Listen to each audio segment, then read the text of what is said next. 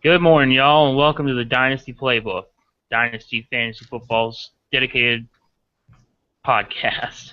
I'm your host, Drew. You can find me on Reddit at EAF_Marine and on Twitter at Drew Dodson NFL.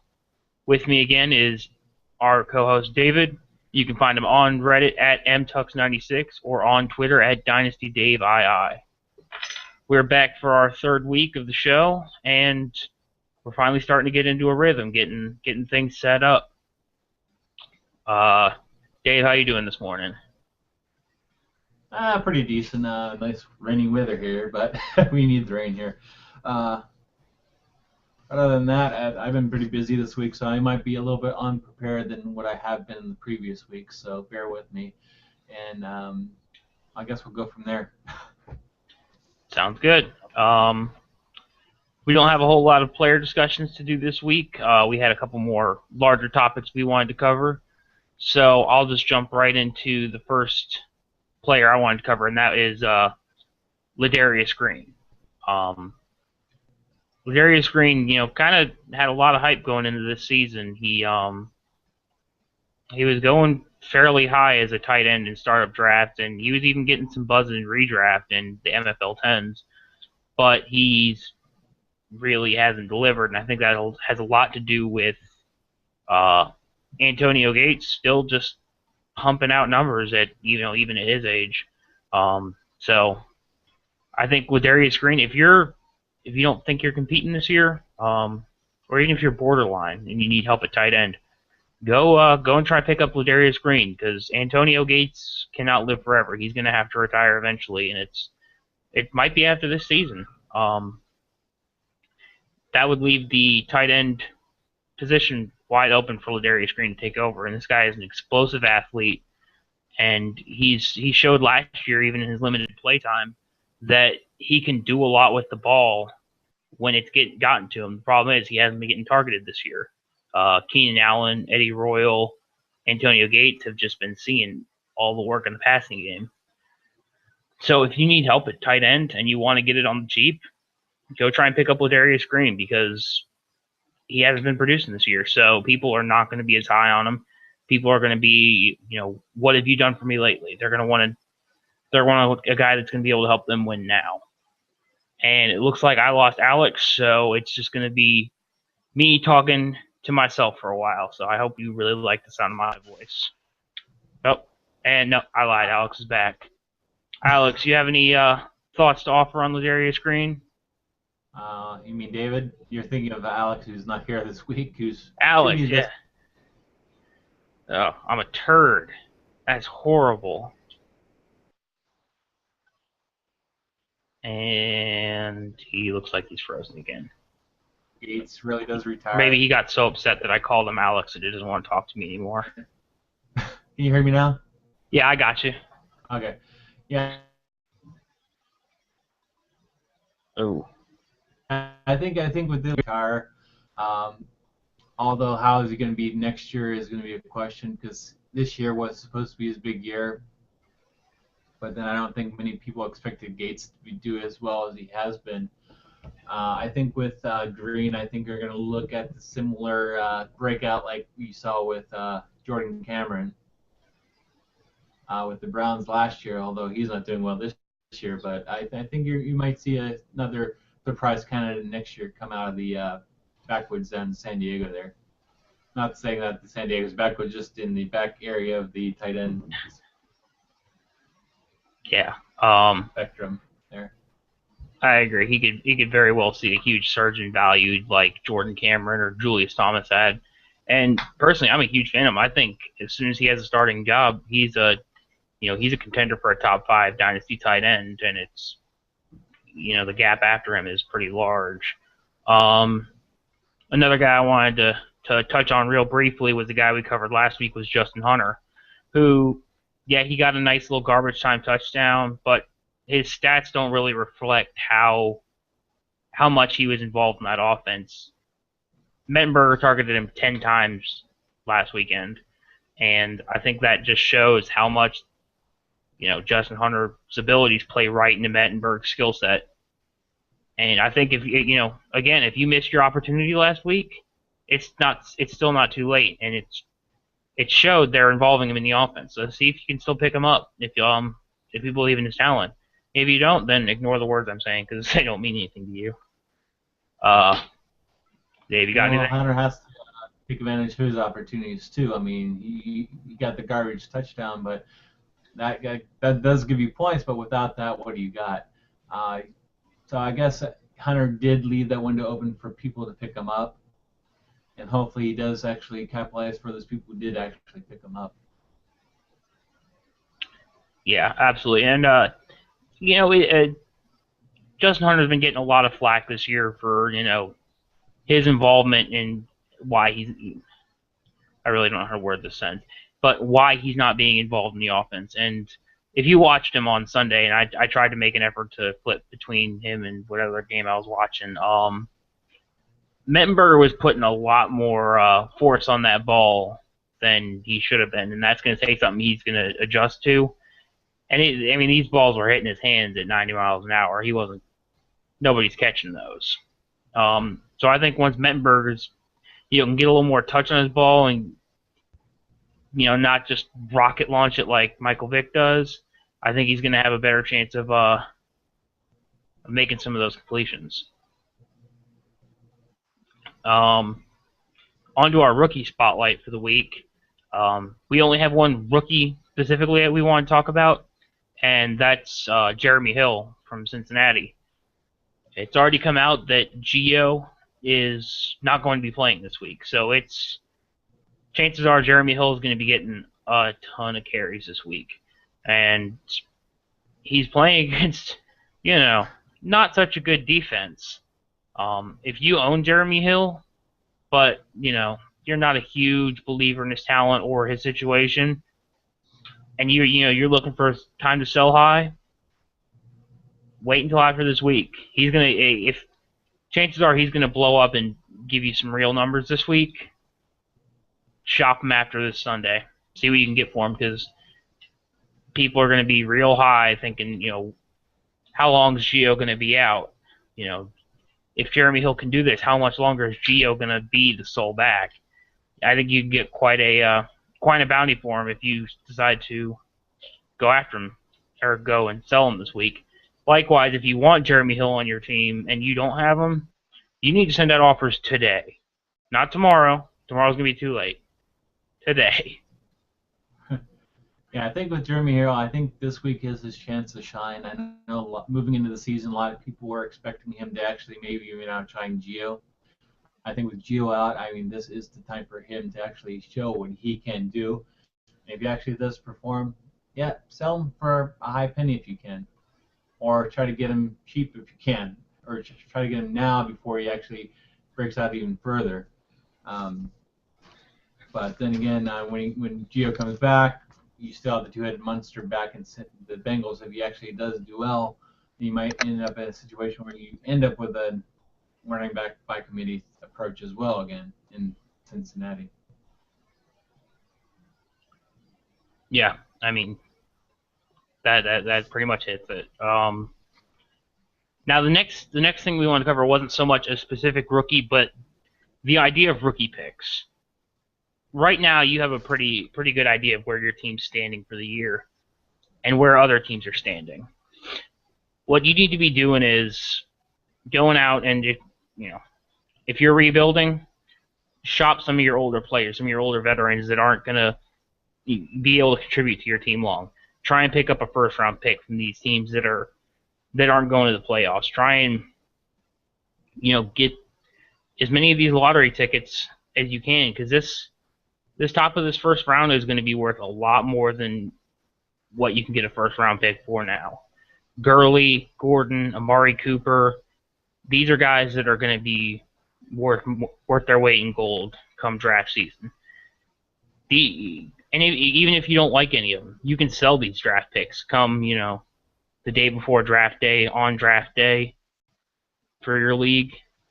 The price is so much higher than it will be right now. These rookie picks, this is where you build your team right here. Smart evaluations and having the rookie picks to get these players on your team. Yeah, I think. Say that again. I think we lost him again. I think you hear me now. Okay, say that again. We lost you. Okay. Okay. Well, anyways, pick 9 now. I think we should know where our.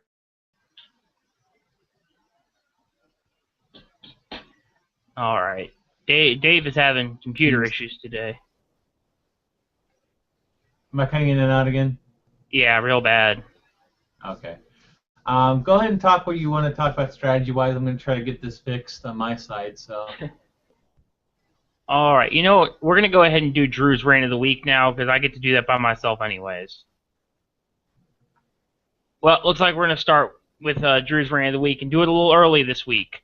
I promised y'all this week I would do something more focused on Dynasty and not just bitch and moan about how announcers say players' names even though they screwed it up in the post-game show, and it drove me crazy. Something I wanted to rant about this week was rookie panic. These are, I've seen a lot of posts on the subreddit this week, last couple of weeks. Should I sell Devontae Adams to get this player? Should I sell, Odell Beckham Jr., Jordan Matthews to get this player? And I get it. These players, they're not producing right now, and some of these other players are producing despite the fact that you thought they wouldn't. At this point, you need to look and realize you drafted these players for a reason. You evaluated them and chose them where you did for a reason. It's because you like their talent, you like their situation, whatever reason, and you need to trust that. Don't just bail 6 months in because your rookies aren't even getting a chance to develop. I get it. I get that some of these players, like Kelvin Benjamin. Kelvin Benjamin was severely underrated going into the draft, and now you're doing whatever you can to try and pick him up. But that doesn't mean undervalue the rookies you drafted above him, because that doesn't mean your evaluation on that player, on the other players, was wrong on your Devontae Adams or what have you. There is a point where you need to sit back and reevaluate, make sure you're not just sticking to old evaluations and, that's your Bible. But at the same time, 9 weeks shouldn't completely turn everything on its head. Mike Evans hasn't put up, terrific numbers, but it's, it's not because he's a terrible wide receiver. He needs to, have an offense that can support him. And some of these players just need time to develop. Not everybody's going to come into the league looking like Sammy Watkins and already tearing it up. Sometimes you just gotta be patient with them. Even Dante Moncrief, who a lot of people were thinking next year was the first year they were going to see him. He's starting to show something. So just stick to these evaluations. If you panicked on Dante Moncrief 2 weeks ago, you've already lost a ton of value if you sold him. So trust your evaluations. Know that you drafted this player for a reason, and just think back. Go back to whatever you were thinking when you drafted him, and try and get that back in your head. And I'm out of breath now from my rant. I can hear you. Okay, yeah, I think pretty much, yeah. You do. A lot of people do end up panicking with the rookies that they picked this year. That's why towards the end of the season, a lot of times you get these rookies cheap because people panic. Oh, my number one pick is not producing. He's a bum. But then sometimes those rookies don't really come out on the NFL scene until maybe their second or third year. That's when they really see the payoff of holding these picks. If you hold on, then you have a chance to actually see their value. But if you sell them for like pennies on the dollar, you're not going to get anything back from them. And then you're going to be in the same situation, picking up another rookie, that rookie doesn't perform, then once again you're selling for peanuts again. And then you just end up with that bottom driller each year and each year and each year. what you have to do, I mean, if you're those bottom dwellers, you kind of have to take those risks and hold on to those rookies sometimes and build up your team with them and hope that you strike gold on a few of them. Yeah, I mean, a perfect example is earlier in the season when Odell Beckham Jr. was still injured and he wasn't even making the practice field. A lot of people were panicking. I got him cheap in a couple of leagues.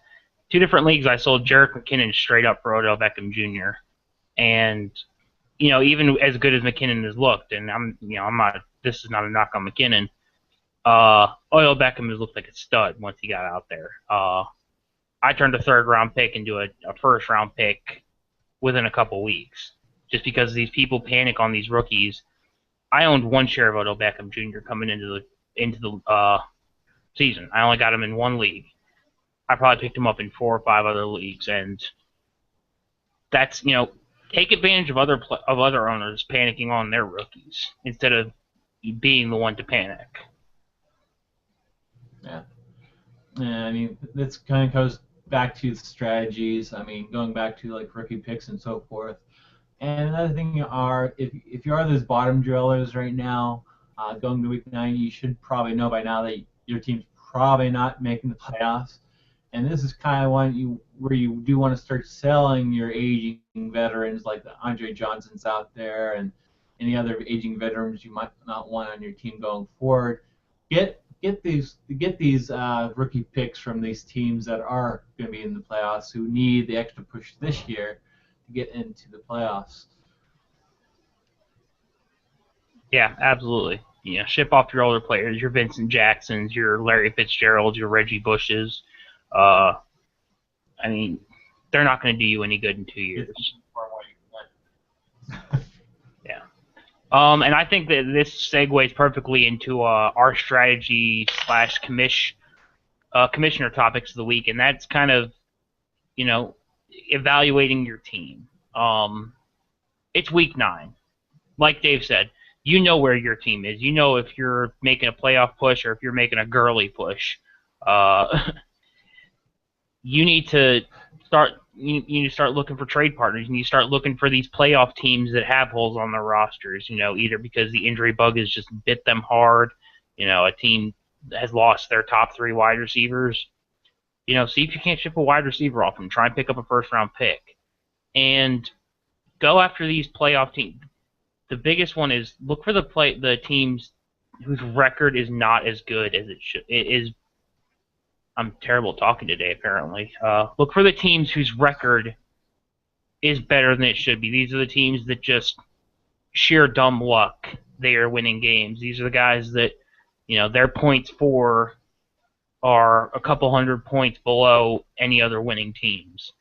Start going after their picks, because chances are they won't end up making the playoffs. But if their team's winning, that owner is going to see their team as a playoff contender, so their 1st round pick won't have as much value to them. So I mean that pick could turn into a top 4, top 5 pick, and the owner wouldn't value it like that. That's a good way to get a nice increase in value that you're not going to have to pay for. Besides, buying a 1st round pick, of course. You got anything to say about that, Dave? Yeah. I think at this point, I mean, those teams might also not realize they have holes either, though. That's the one problem you might end up with trying to trade with those teams. It's like, oh no, my team's good. But I think you do kind of want to look for those teams that have those holes where they just need one extra push to get them further. I mean, you are trading away your aging vets. You do want to trade them now before they lose any more value, and now is probably a good time to get those 1st round picks, at least from any team, rather than waiting until next year. You might be looking at like a 2nd or a 3rd from them, just because people don't want aging vets a lot of the times, especially when they're looking at, okay, I can pick this rookie, I can pick that rookie. When the rookie hype really gets in the power, when you start getting closer to your rookie drafts, you do want to get those rookie picks early. Which I always suggest is not get those picks for next year, this year, and that way you have a nice stockpile going into this year. going into next year's draft. I mean, if you are doing trades, just not if someone sends you a trade, okay, well, can I get your second round next year or first round next year along with that? And see what they say. I mean, worst things it's like no, and then okay, yeah, okay, I'll take that trade then. And go from there. Just always try to get those next rookie year picks. Sometimes you might get lucky. You might actually that team might actually put you in the running for like a Gurley or a Gordon, which then you hit the jackpot on those just because you traded ahead of times, and now those teams are probably going to be kicking themselves in the butt when they actually find out that okay, I could have had Gurley and Gordon, but I sold my rookie pick last year, but you have it now. That's kind of what you want to do. You want to get those picks before they know where they're going to be at sometimes. Exactly. Which is a gamble because you might not know they might even win the championship, but you don't know that. But I got a perfect example of that. One of my leagues I'm in, I've got 0 wins, so I'm firmly in contention for Gurley, and I knew I knew going into the season this was not a playoff contender. This was not a team that was going to win more than a game or two. But I went ahead and I traded and I picked up a first-round pick from a team that had Adrian Peterson, Doug Martin, and I couldn't tell you the other ones. And I assumed this was going to be a playoff team. This team is in contention for a top 4 pick right now, and I traded. I gave Matt Stafford for a first, and I got some more pieces with it.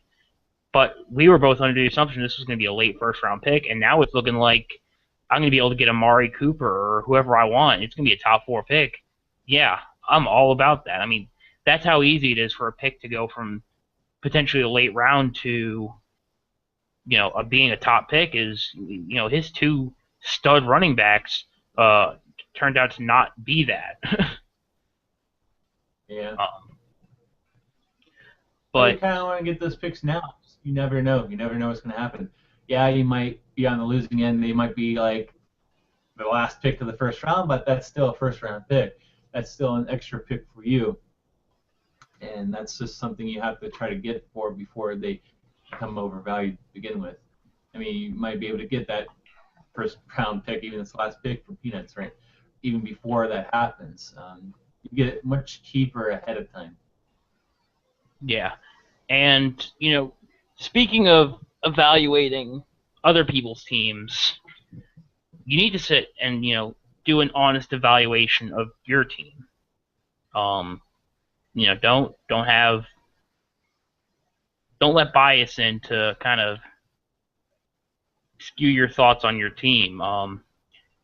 If you think, you've got a close to a winning record or you've got a winning record, look at your team and think, can I really make a playoff push? Or is my team's record inflated, because I got good matchups or, whatever reason I had, just a hot waiver wire pickup that's worth nothing now. You need to look and see, hey, do I need to be making moves to try and, get a piece or two to help me in my playoff push? Or do I need to blow it up? Do I need to start a rebuild? Do I need to start shipping off every old person on my team and getting whatever value I can, set myself up for the future? Because despite what my record says, this team is not built for the long term. The key. I mean, yeah, you do have to look at your team and decide where you're heading at this point. Week 9, you should know which way you're going or how good your chances are.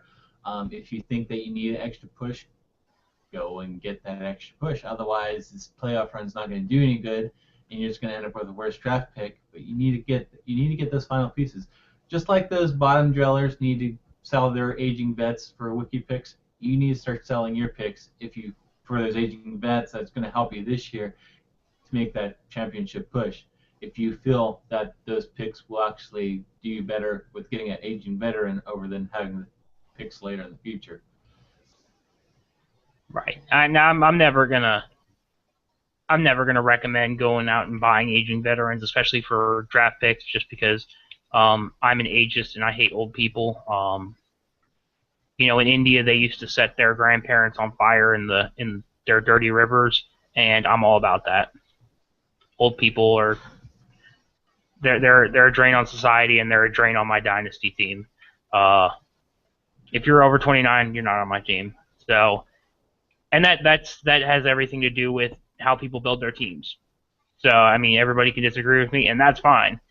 But I still don't want old people on my team. I don't want to be paying their Social Security.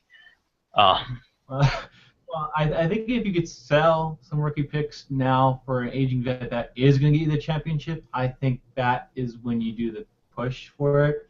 I mean, it's a risk you have to take. I mean, worst comes worst, like you don't make it, and then you just have to go back next year. But I understand why you have the hesitation where you don't want the aging players. But if the aging veteran is going to get you that championship, you got to take that chance. yeah, You just can't sit around, oh, he's 30.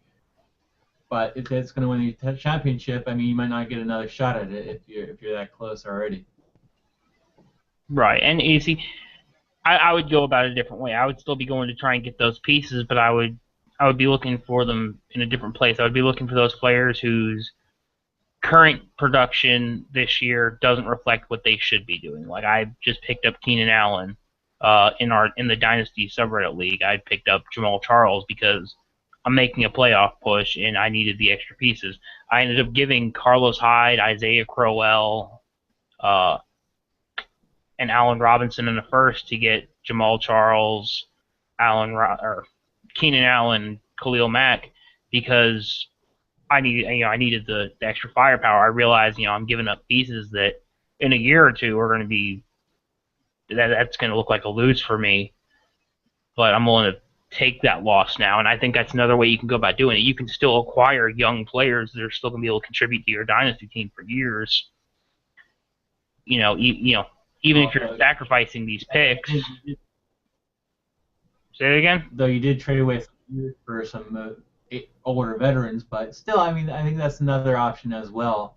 I mean, you don't get the aging veteran, but you still do get a little bit older on your team, which you kind of have to take that into effect as well. You're kind of doing it a little bit smarter, perhaps, but still, if you get that aging veteran on your team that will get you the championships, that's another way to do it as well.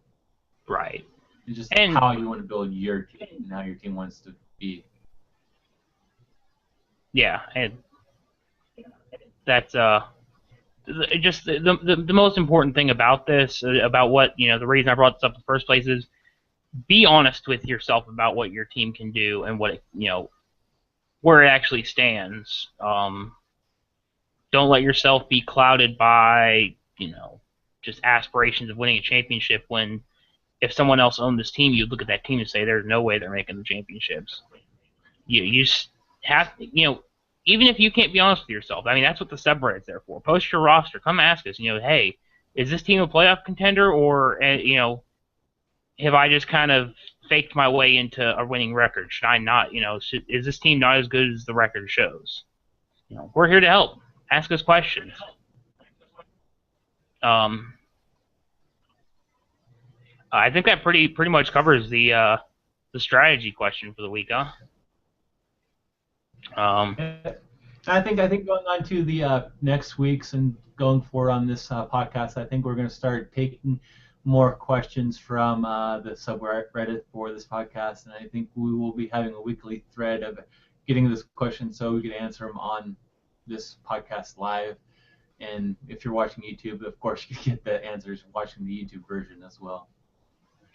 Right.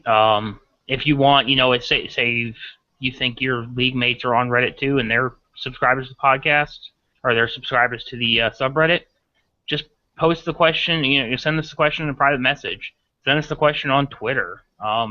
The podcast actually has a Twitter account now. It's at Dynasty Playbook. If you want to send it there, we'll see it. Send us a message. We'd love to get your questions on the air, so that way Dave can stop listening to me run my mouth for 45 minutes out of the hour podcast.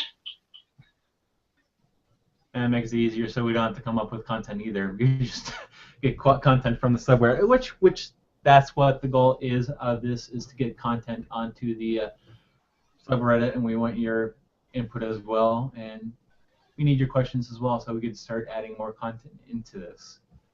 That way we're not struggling each week trying to figure out, okay, who we can talk about, who we can talk about, who we're going to talk about.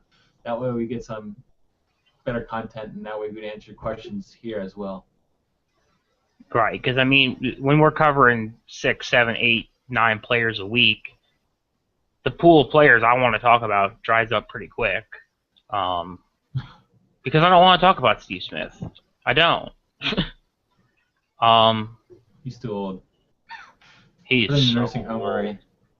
He is so, like, him and Fred Jackson. I feel like they were on the Flintstones together. Those are guys I will not have on my team. But Fred Jackson, before he got injured, I feel like this. I'm going on a tangent for a second.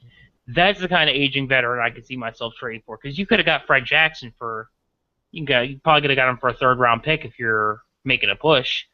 Those are the aging veterans you want to trade for. The guys that aren't going to cost you essential rookie picks in the future. A 3rd-round pick is a shot in the dark anyways. Whereas a Fred Jackson or earlier in the season like Pierre Thomas, even Frank Gore, these are guys you can get for dirt cheap. And they can help you with your playoff push without costing you an arm and a leg like going out and trying to get Marshawn Lynch would. I think you made a good point. You Fred Jackson, you probably still get for a 3rd-round pick. You never know. But I think those are the aging veterans you probably do want to put on your team. You can get them for cheap, and you can make that push for the championship. Right. You want to stay away from those Marshawn Lynches, the Vincent Jacksons, the guys that are going to cost you potentially a 1st-round rookie pick because, a 1st-round rookie pick is worth a lot. And say you don't end up winning the championship, and that pick turns into the 108.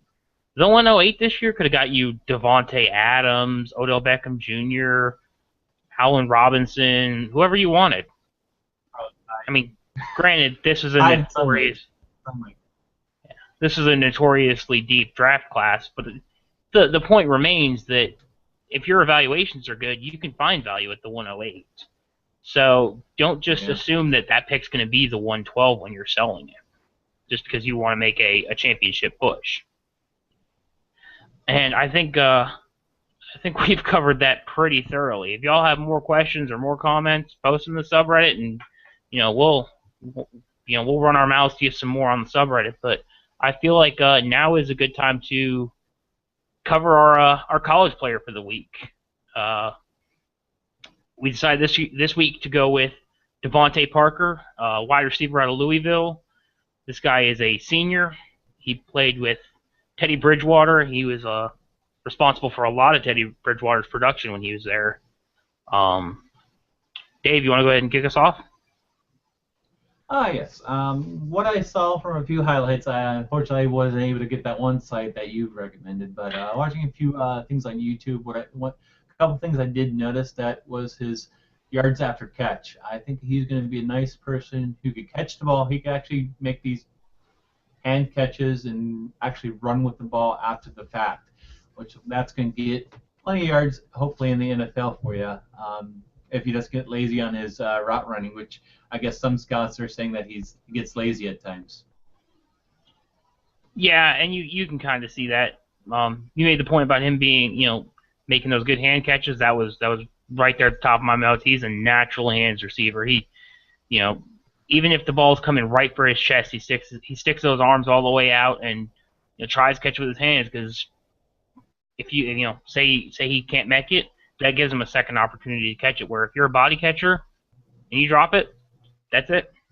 Game's done. But I also agree about the yards after contact. I didn't write quite the same thing where mine was more of a say that again? I think Devontae Parker is probably one person you do kind of want to. Apparently we kind of want to. I don't know what we kind of want to, but we do. Dave is dead again. This guy is he's a very strong player. He's got very strong legs, and he's hard to bring down on initial contact. You see him break 1, 2, 3 tackles on some of these runs, so it's not like he's just using breakaway speed to get away from these defenders. He's getting away from them because he's manning his way through them. He like I said, natural hands catcher. His routes they range. They range from very sharp, well-run routes to borderline Cordarrelle Patterson lazy routes. He rounds off some of his routes, but when he's putting his mind to it, he runs some sharp, crisp routes. He starter step, he makes a good double move. Looks just seamless doing it. My biggest knock on him when I watched him was he has a real difficult time making contested catches. If he's got the cornerback on his back and they're both going for it, 9 out of 10 times he's not coming down with the ball. He'll make a couple of flashy catches here and there, but he's not Calvin Johnson. He's not coming down with the ball in tight coverage most of the time, which is going to be a real issue for him in the NFL. The cornerbacks are playing a much more physical game right now than they are in the college game, and the cornerbacks in the NFL are, closer to the level of athlete that Devontae Parker is, whereas in college, a lot of these guys look like kids compared to these stud athletic players. And Dave has officially logged out, so I don't know where he went, but he's probably dead. So rest in peace, Dave. We'll miss you. Devontae Parker's getting a lot of love from potential as a potential draft pick, and he'll be there in the middle of the first round of your rookie drafts, but I don't think I'm going to be taking him there. I think there are going to be players I like more, players I'd rather have, and I don't see myself owning a lot of shares of Devontae Parker going into this rookie draft. And I could be wrong. I mean, if these scouts see things about him they like, then hey, I could be wrong. But I think him having issues making contested catches is a big red flag to me. Dave, are you alive again? Yeah, I think I'm alive again. Okay, good. I'm not gonna have to scatter your ashes on the subreddit. Maybe next week. Okay. Anyways, here's a question for you. That actually comes from Lucifer X88. What would you do with RG3? Cry. He owns them in two QB Dynasty teams that are rebuild teams, and he's just wondering if you should hold him or if he should sell him. Oh, if I had RG3 right now, and I do, enjoy crying yourself to sleep. At this point, you're holding him because you're not going to get anything for him, anything near what his value was coming into the season. I'd wait to see how he does. If he has a good game this week, sell him. Get what you can for him. Get him all the hype is anything, because this guy does not know how to take a hit. This guy does not know how to run. I was watching because I didn't own any shares of him going into this offseason, and I picked some up. I picked a couple of them up, and I started watching during the preseason. And even when he doesn't have defenders around him, he tries to slide by himself. He looks like he's going to tear an ACL or just snap his leg in half every time he goes down. He doesn't do anything smooth. But he also is capable. What's that? I noticed that too when I was watching the Browns preseason game against the Redskins. I mean, that's one of the even the commenters said he just took some ugly slides, and they did not look pretty whatsoever. I mean, I saw it, and he's like, it looks like he's going to hurt his ankle. I think actually on one of them, he actually did hurt his ankle. Yeah, it's like when you watch a horse fall down and its leg collapses out from under him. That's what he looked like going down. It was just violent and painful. And even when he's what's that? I don't think he's worth much until he learns how to slide. Yeah. And I don't think he's grasping that concept yet. I think you do kind of want to hold him until he actually shows something, and then sell him for whatever you can, like you were saying. Yeah, I mean he's in two QB. If he's starting, he's worth something. But I think you want to wait and give him a chance to put up some numbers. And I mean, even if you're not getting a whole lot for him, you're getting more than you would right now. But he would definitely be on my sell radar. And as soon as he has a good week, I'm shopping him. I'm seeing what I can get for him because I don't want to have Kirk Cousins and Colt McCoy sitting on my bench as a backup, which I had. I had Kirk Cousins, and see how well that played out. That whole thing is just terrible. So if I can get out of that Redskins quarterback race for 2 QB leagues, I'm gone. I can get what I can for him. Okay, now I think this kind of segues into the next subject that we want to talk to, but subreddit post discussions. You wanted to talk about trade deadlines and should Dynasty leagues even have any? Yeah, somebody posted on the subreddit earlier in the week, wanting people's opinions on trade deadlines, and I thought it was a legitimate question, a good topic. Dave, I want to go ahead and hear what your thoughts are on, what do you think about trade deadlines in dynasty leagues? I think we're trying to. Okay, I'm having technical difficulties on my mouth as well as my internet connection.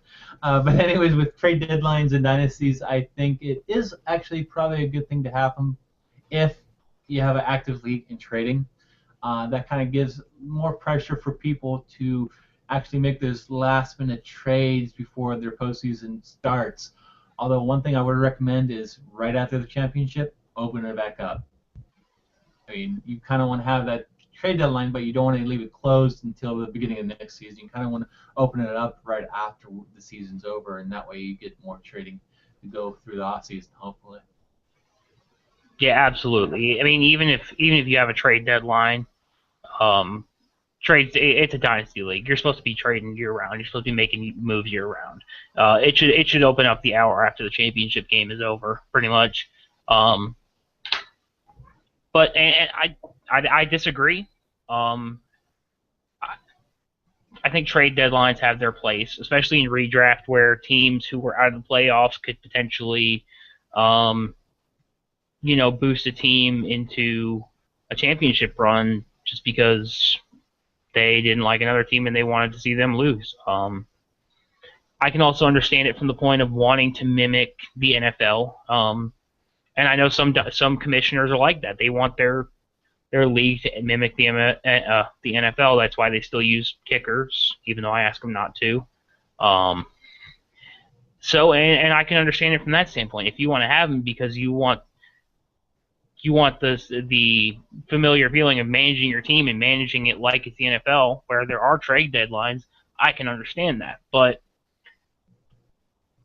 from a pure dynasty standpoint, I don't like the idea of having trade deadlines. I think even if a team is losing and they want to trade a piece to a team that's making a run, that is the absolute best time for them to trade those aging veterans, those players that aren't going to be on their roster in a year or two because they're going to be old. I think this helps rebuilding teams get better, and I think it helps these competing teams kind of let themselves make that last push, and they pay the way. I'm gonna get this sentence right. Apparently, I'm catching dumb mouth from you. Apparently, if they're willing to give away their future to potentially win this year, then I think that should be their right. I mean, I can see the argument both ways, but personally, I would rather there just be never trades allowed year round. If you want to sell the farm, every rookie you have that's not competing, every first round pick you have, to try and get these aging players, Marshawn Lynch, whatever, because you think having them is going to give you a championship, I think you should be allowed to do it.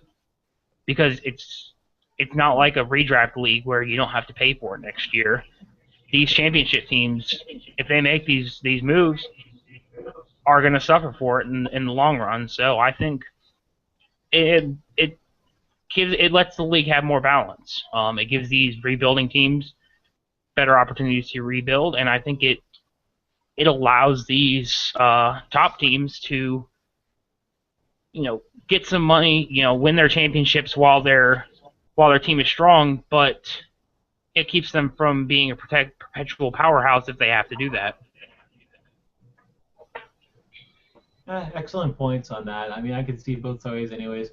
But if you are going to have a trade deadline, I think it needs to be later in the season. I think in my league, I typically put it like week 12 or week 13, which week 13's last regular season anyway. So it's just one of those things where okay, you can trade anytime during the regular season, but once the playoff is, then you're pretty much out of luck if you need to trade for someone.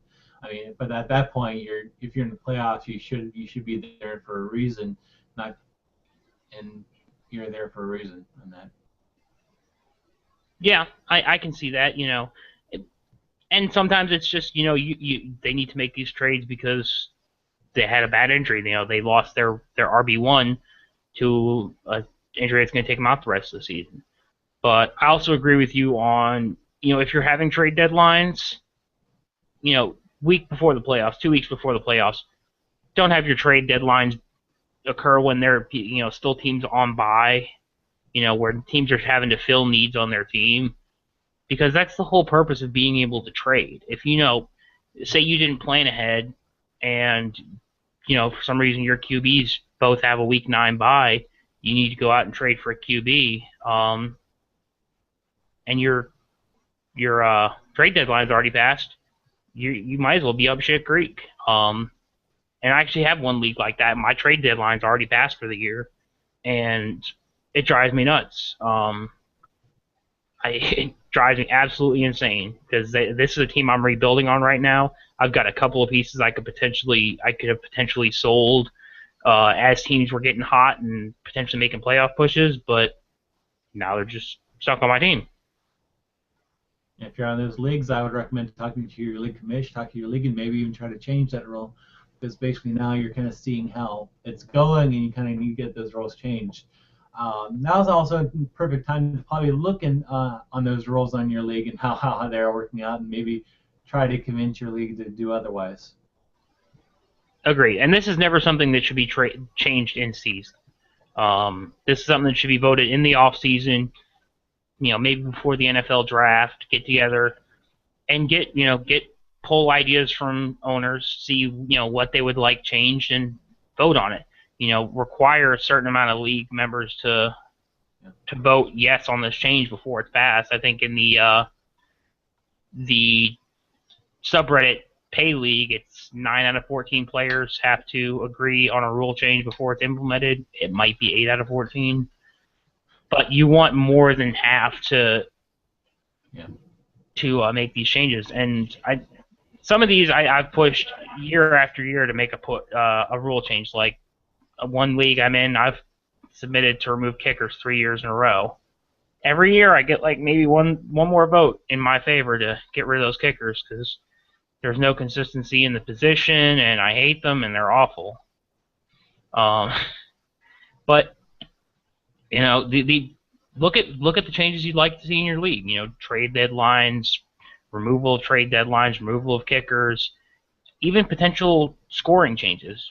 But with scoring changes, if it's a major scoring change, I would probably vote on it for say we voted on it this off season before the 2015 draft. I would vote for it to take into effect for the 2016 season, not the 2015 season, because those are the kind of things that can affect how you're building your team, and teams need to have time to plan and set up for that. Same thing is, I have one league talking about expanding to Superflex from the current setup, and I'm like, I talk actively with the commissioner, and I'm like, that's something we would need to decide on a year or two in advance, probably 2 years in advance, because that's a significant change in player value. I think you're right. With a lot of rule changes, they have to take in not this year, but the next year, and some actually multiple years in the future. One thing I would suggest, if you're doing scoring changes and you don't really want to redraft your Dynasty League, maybe just kind of implement it in stages. If you're going up points, just gradually get to that where you want to be. Superflex, I probably would have to do the redraft on that because I'm pretty sure the teams who really, really are kind of harboring for this probably already have two good QBs and they kind of want to see both good QBs on their roster just because they have them. Because basically, with adding position changes, that's kind of hard, especially when you're talking about QBs when there's just not many out there. But you're right on that. You do kind of want to have a couple years in advance notice. That way you could start getting those extra QBs if those teams don't already have enough already. But then again, it's going to be more difficult to get them because people know that rule change is going to come into effect.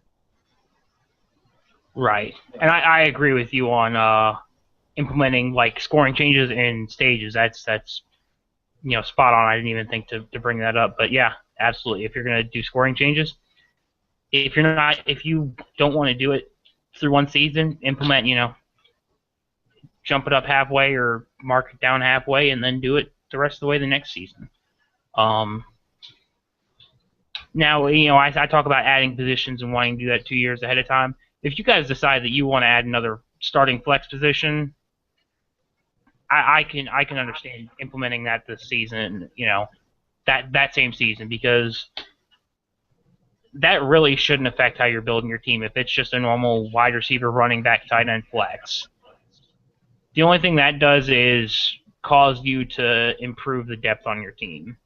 And that to me is key in Dynasty anyways.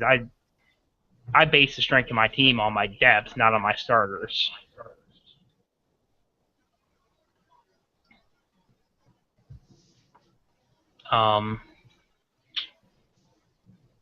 Anything else we wanted to run our mouths about? I think that covers it for this week. I think. If you're set, I think that's enough. Keep in mind, I won't be available next week, so I won't be here next week. Although I think you will be available, and I think Alex, who hasn't been shown on this thing, will be here next week. So. Right. Alex should be here next week. If he's not, then I'm gonna either run the show solo or we'll get a guest speaker. But the show will go on. Hopefully Alex shows up so y'all don't have to listen to me talk to myself for an hour and a half. Who knows? I really like the sound of my own voice. But as for the podcast, we are working on getting the show put on Stitcher.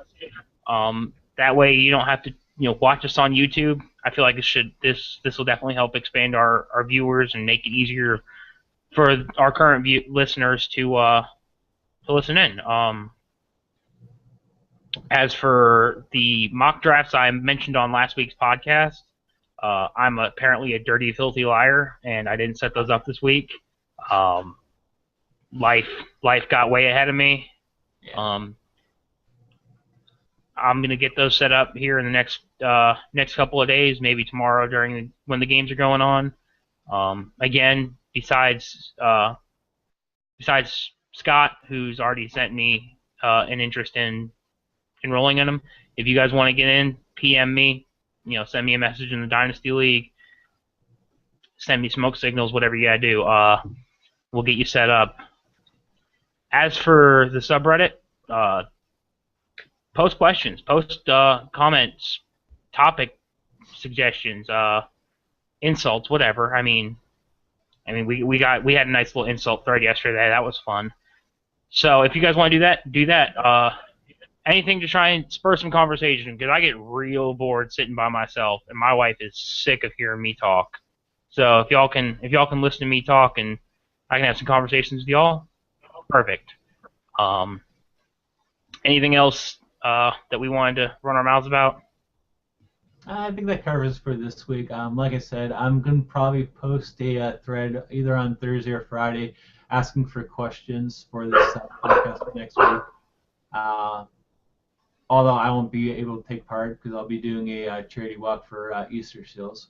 But anyways, I'm sure Drew and hopefully Alex and whoever shows up will love to answer your questions. Absolutely. Apparently my dog is a huge supporter of the idea of that thread on Thursday or Friday. He agrees. I think that's it for this week. This has been the Dynasty Playbook, the Dynasty Fantasy Football subreddit's dedicated podcast. I'm your host, Drew. You can find me on Reddit at EAF_Marine, and you can find me on Twitter at Drew Dodson NFL. And that was actually a terrible transition. Oh, I thought you were going into the new the Dynasty Playbook Twitter account. That's what I thought you were transitioning to. Well, yeah, I probably should do that too. The podcast itself also has a dedicated Twitter page now at Dynasty Playbook. And I'm your co-host. You can find me on Reddit at mtux96 or on Twitter at DynastyDaveII. Have a great day.